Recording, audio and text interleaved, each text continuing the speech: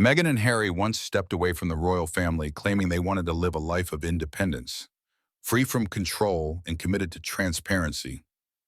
But ironically, they are now at the center of a series of serious allegations that have shaken the media. From Archewell Foundation's delayed financial disclosures to suspicions of tax evasion and money laundering, the image of the righteous couple is beginning to crack. Most recently, their trip to Nigeria caused a stir after reports emerged that they were welcomed by a businessman wanted for his involvement in a large-scale money laundering scheme. This has led the public to question the behind-the-scenes connections of Harry and Meghan. Is this all just a string of unfortunate coincidences? Or are they surrounded by a murky financial network they cannot or will not escape? While the couple remains silent amid these accusations, the growing wave of suspicion is threatening to severely damage the reputation they have worked so hard to rebuild since leaving the royal family. Meghan got everything she wanted. She got the husband. She got the children. She got the HRH title. She got everything that allowed her to rise up and to have that global recognition that we know how badly she wanted that. Having stepped away from the British royal family with the declaration of wanting a normal life, Meghan and Harry now face an unimaginable prospect being arrested by U.S. federal authorities. They can no longer play the role of victims or maintain the image of a wounded couple. Not when suspicious tax documents related to their Archewell brand, international cash inflows, and signs of money laundering have triggered a scrutiny by us. Financial regulators and the FBI has turned on the spotlight. Under U.S. was federal law. Anyone, yes. Even a prince can be imprisoned if there's evidence of serious financial crimes. Tax fraud involving more than $250,000 is enough to land someone in federal prison. Cross-border money laundering, that's a felony. Grounds for extradition or immediate arrest on U.S. soil. Just one shady transaction could turn their multi-million-dollar Montecito mansion into the epicenter of a federal raid. Discover how Harry and Meghan's fame may be crashing down hard enough to shake the very throne of England. Suspicious financial clues. Remember when the couple described themselves as cast out of the royal family? No home, no resources, no clear future. Yet, just a few years later, they're living in a $14.6 million estate in Montecito, complete with electronic gates, armed guards, and a 24/7 modern security system. Meghan Markle, decked out in couture gowns, luxe manicures, and high-end fashion brands like Valentino and Dior, steps out of an armored Range Rover as if the word desperation never existed in her vocabulary. What contrasts their public image is a lifestyle few can match: private jets, Cartier watches. Meghan's diamond ring once belonged to Princess Diana. Personal security handled by former SAS agents. A kitchen fitted with a $10,000 espresso machine, and a wine fridge stocked with French vintages. Their estimated annual security bill alone reaches $2.3 million. This is no longer the story of two castaways. It's the image of a couple living like Hollywood royalty, all while claiming to be victims of the media. And then a silent but piercing question begins to take shape in everyone's mind. How the hell are Meghan and Harry making this much money? That seemingly small question unearths something much larger and deeper. We all remember the bombshell interview with Oprah, when Meghan tearfully said she'd been completely cut off financially, relying on friends for shelter, even staying in billionaire Tyler Perry's house. Yet, just months later, they inked a $100 million deal with Netflix. Then came Spotify, a memoir deal with Penguin Random House, and paid speaking engagements rumored at $1 million each. Is this an inspiring rags to riches comeback? Or is there something hidden behind the velvet curtain? Let's face the truth, the Netflix documentary wasn't just their life story, it was the monetization of personal memories. Viewers began to realize that the real emotional centerpiece wasn't Harry, it was his late mother, Princess Diana. Her images, her pain, her legacy, and all exhumed again. This time not for remembrance, but for viewership and investor appeal. Could anything feel more bizarre or more morally dissonant? Of course, they have the right to tell their story, but increasingly the public is realizing this isn't a journey of self-healing. It's a campaign to commercialize suffering, a masterclass in PR strategy crafted by the sharpest branding minds in Hollywood. What was once described as loneliness inside the palace has now become the material for memoirs, podcasts, and even a luxury jam brand called American Riviera Orchard. From personal tragedy, they've built a business empire. But as the empire grows, so does its shadow. Archewell, their nonprofit foundation, was once flagged for late tax filings, prompting the state of California to temporarily freeze its fundraising abilities. In Europe, German authorities quietly launched an investigation into murky expenses linked to the Invictus Games. Reports suggest up to 24% of the budget went missing without explanation. Then there are the large, opaque payments from the charity to friendly PR firms, some of which are rumored to be tied to political campaigns in the U.S. The story of Meghan and Harry once moved millions, but now it leaves a chill. And when we zoom out and look at the entire picture from the tears in the Oprah interview to the Golden Gate of the Montecito mansion, that same question circles back, whispering with a razor-sharp edge, how the hell are Meghan and Harry making this much money?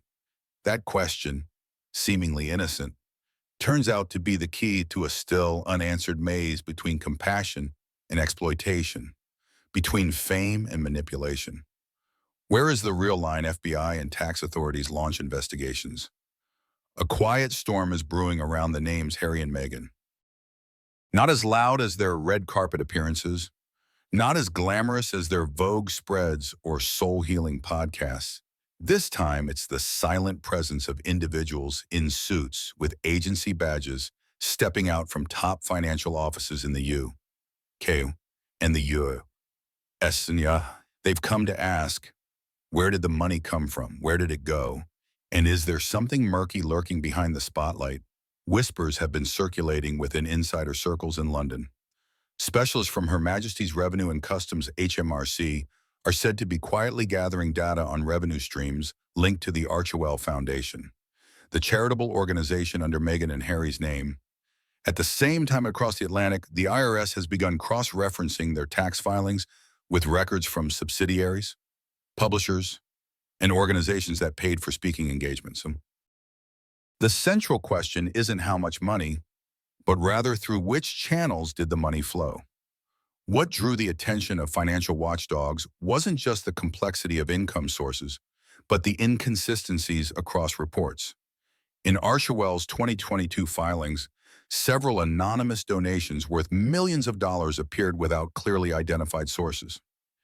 Meanwhile, documents from a private company registered in Delaware, linked to Harry's team, showed funds swiftly circulating through accounts in the Cayman Islands and Luxembourg. The term shell company has started appearing in internal reports.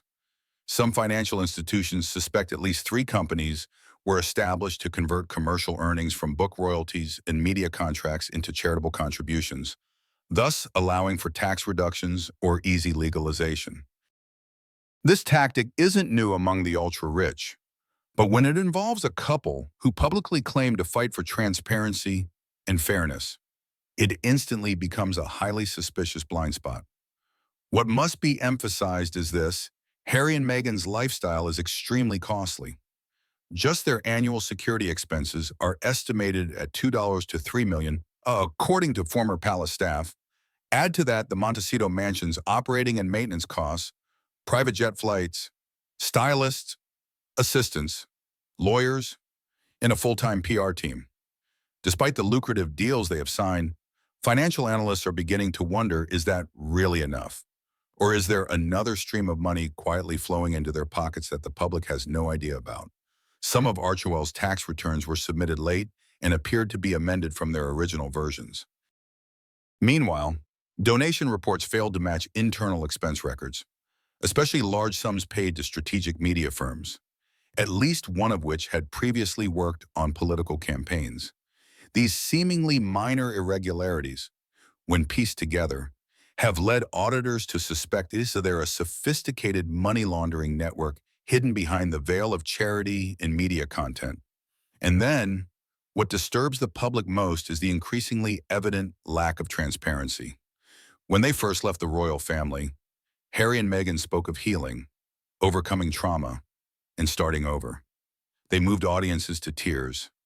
But now, Basu, after the spotlight has lingered long enough, those emotional narratives have been replaced by silence. No more storytelling, only contracts, income sheets, LLCs, and puzzling expense lines remain. Several former financial advisors in the industry have publicly asked, if everything is legal and transparent, why doesn't Archewell publish independent audits like other reputable nonprofits? Why aren't all commercial earnings fully disclosed? And why are the affiliated companies registered in known tax havens? Harry and Meghan have built an entire brand around being victims of a cold royal institution, of brutal press, of racism, and of stifling traditions that leave no room to breathe.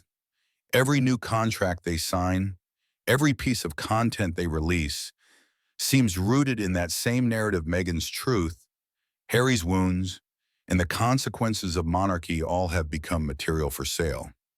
They're not just selling a book or a documentary, they are selling their pain. Right now, the empire appears dazzling, a spectacle built on red carpets, commercial contracts, and glossy media. But backstage, the whispers are getting louder. Financial investigators have begun following the money trail. Legal teams are preparing for uncomfortable questions. Insiders say this may not stop at a mere PR crisis. It could very well escalate into a real courtroom showdown. What sentence awaits the guilty? Could the once prince and princess become defendants in a U.S. federal court?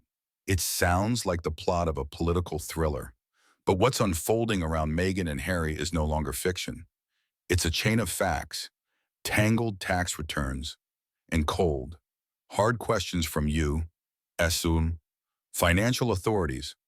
Because America, unlike Buckingham Palace, makes no room for pity in its criminal code. If there are signs of tax fraud, whether it's an individual or a glamorous charity, they will be investigated, prosecuted, and, if necessary, handcuffed at their residence. And with tax discrepancies exceeding $250,000, Harry and Meghan are officially in the danger zone. That's the threshold that separates administrative error from a federal crime. Archewell, the name once heralded as a humanitarian fresh start, is now being scrutinized by financial circles like an octopus with shadowy tentacles.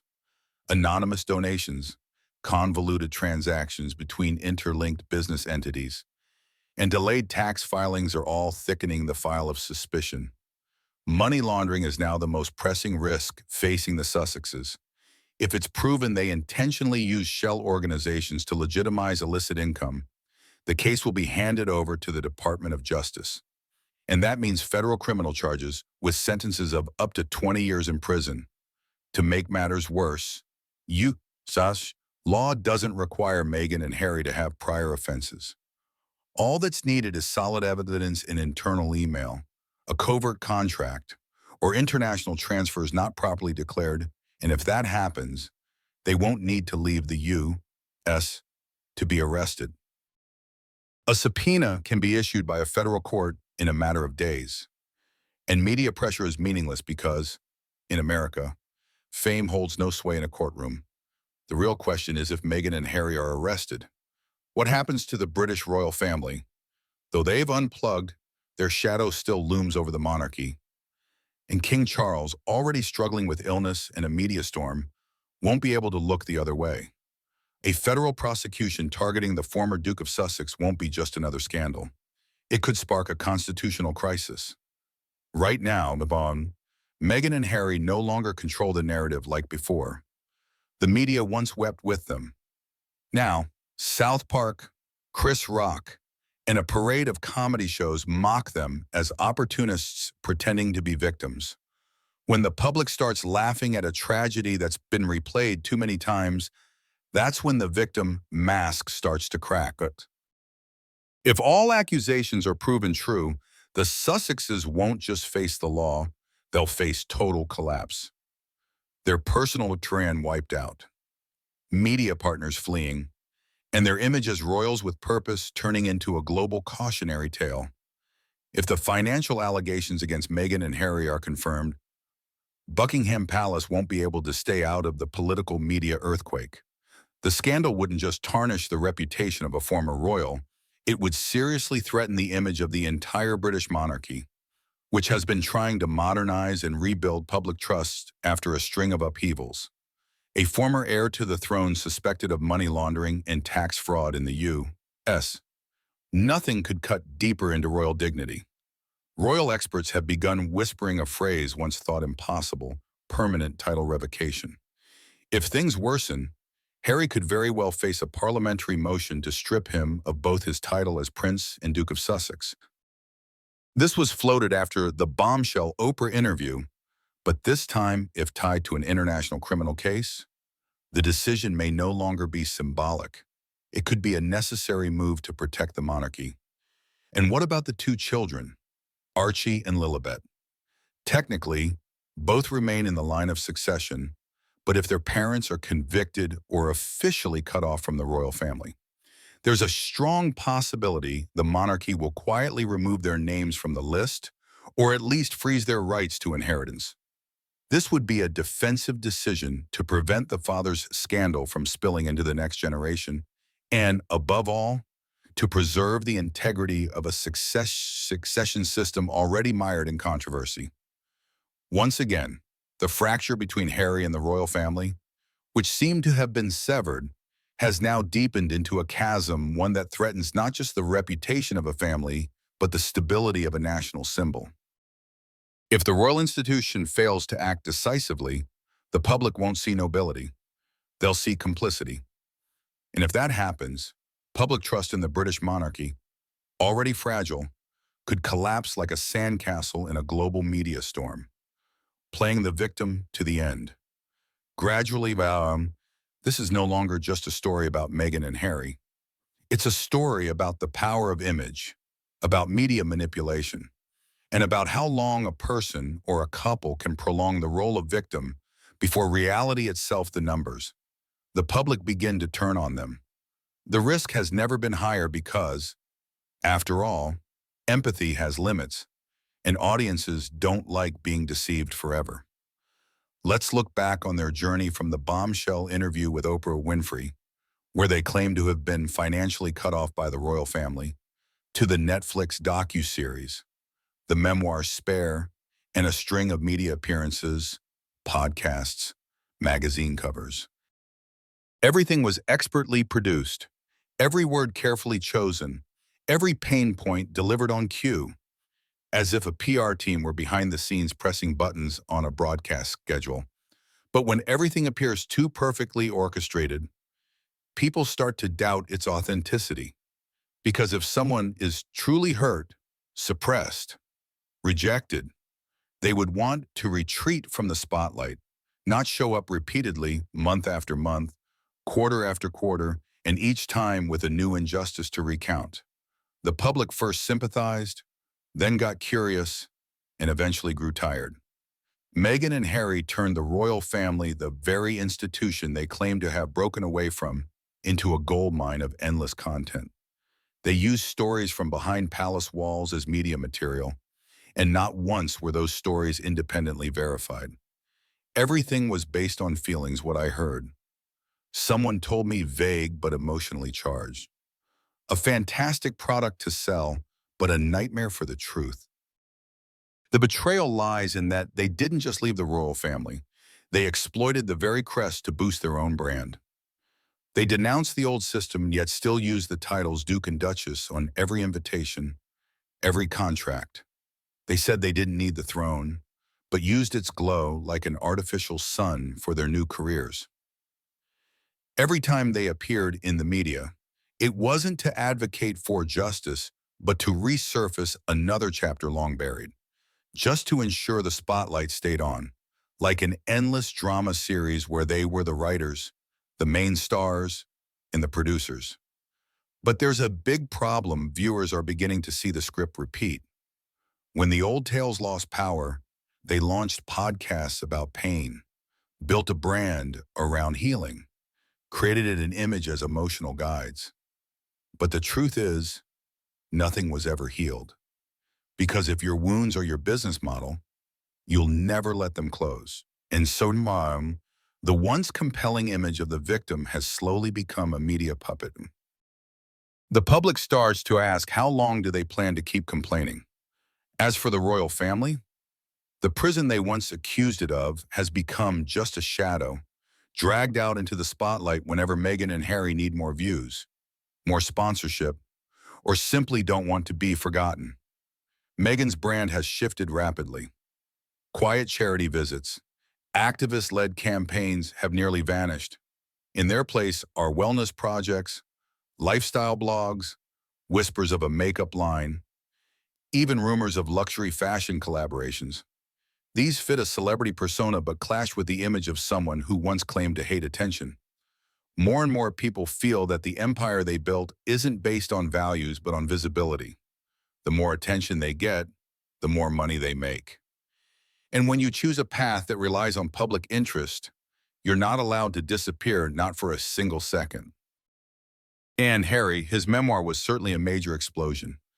But it didn't just tell a personal story, it burned every bridge behind him with his family, with the media, and with the monarchy. That honesty earned him admiration, but it also trapped him in a difficult position.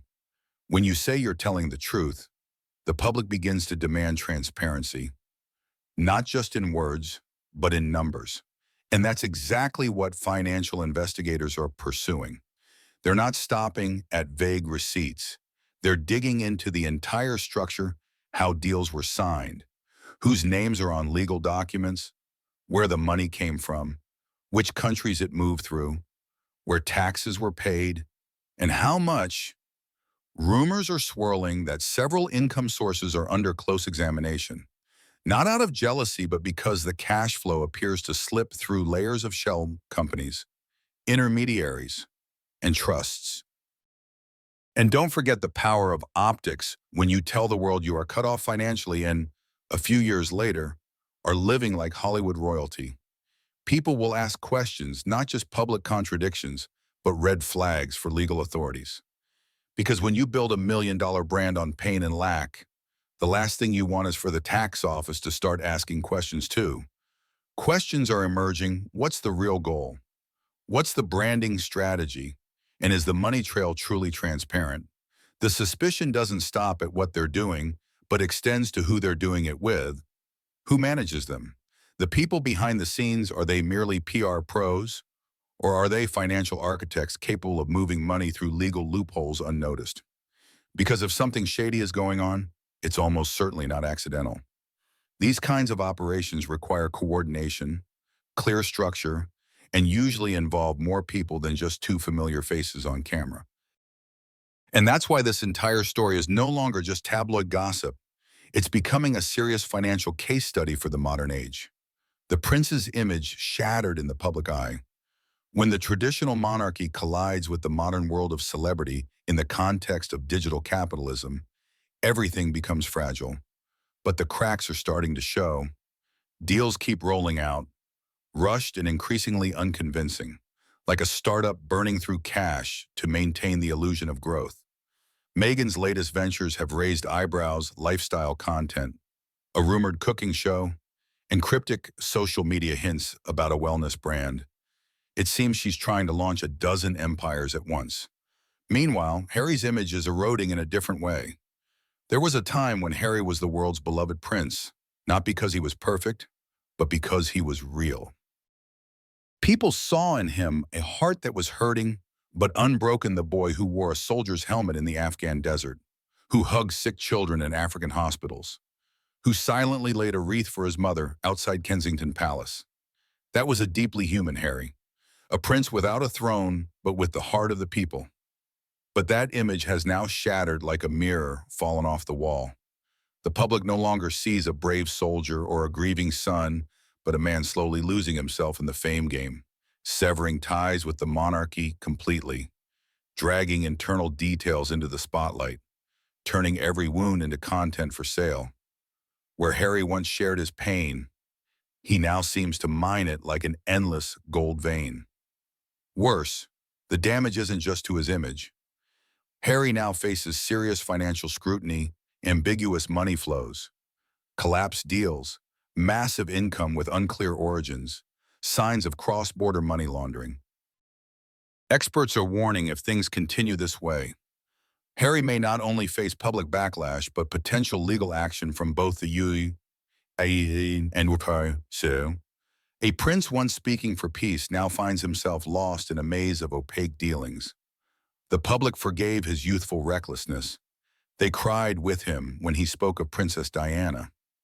But now people are asking, is anything real anymore when his mother is used as brand material?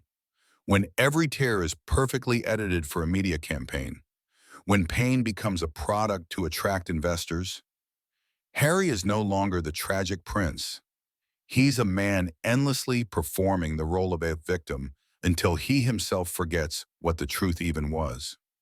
From a sensitive, wounded figure in interviews, he's morphed into a confused character suing people one day, promoting a book the next, fumbling on camera when asked uncomfortable questions. So the public begins to question him when his accounts no longer align, when some allegations are refuted, and when his family, the ones truly in the know, remain suspiciously silent.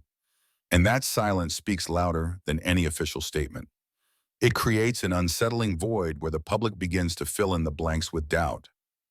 No one knows for sure what's happening behind the scenes, but one thing is clear: the brand built on pain and fame is shaking, and it's uncertain how much longer it can hold. Legal experts warn that if this escalates further, investigations won't stop at following the money trail. They could expand to allegations of contract violations tied to reputation misrepresentation, even misuse of charitable funds, especially if any nonprofit money was redirected toward personal projects. Nothing has been proven illegal yet, but when financial regulators start peeling back the layers, they don't stop at the surface. At that point, the question isn't did they break the law, it's did they manipulate things on purpose. At the core of this is public perception of intent. If financial decisions were made to exploit tax breaks, dodge transparency, or weaponize a charitable image to manipulate public trust, then this isn't a story of independence or rebellion anymore. It's a picture of calculation, exploitation, and manipulation, a dangerously toxic message in today's world, where people are demanding more truth and ethics than ever before. Public opinion is deeply divided.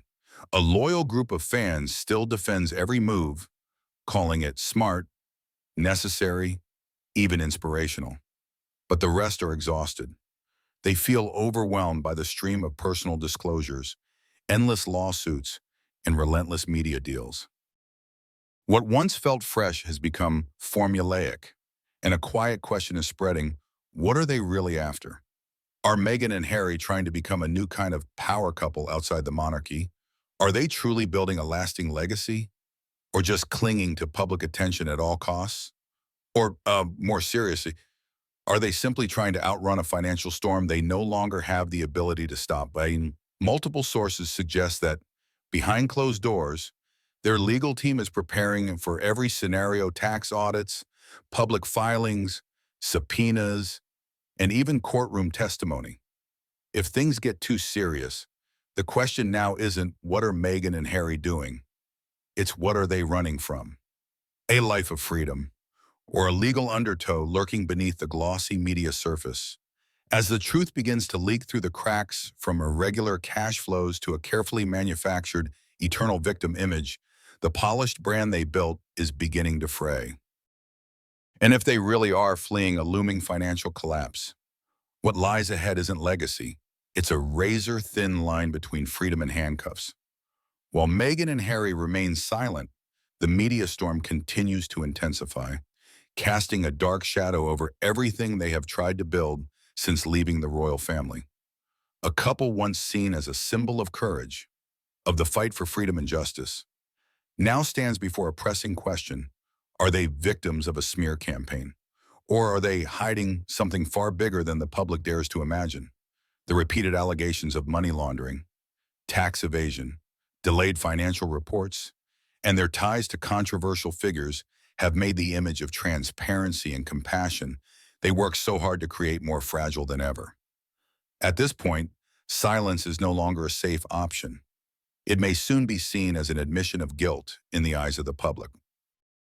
Once trust begins to crumble, no matter how heartfelt their previous stories were, everything can collapse with just one unresolved rumor.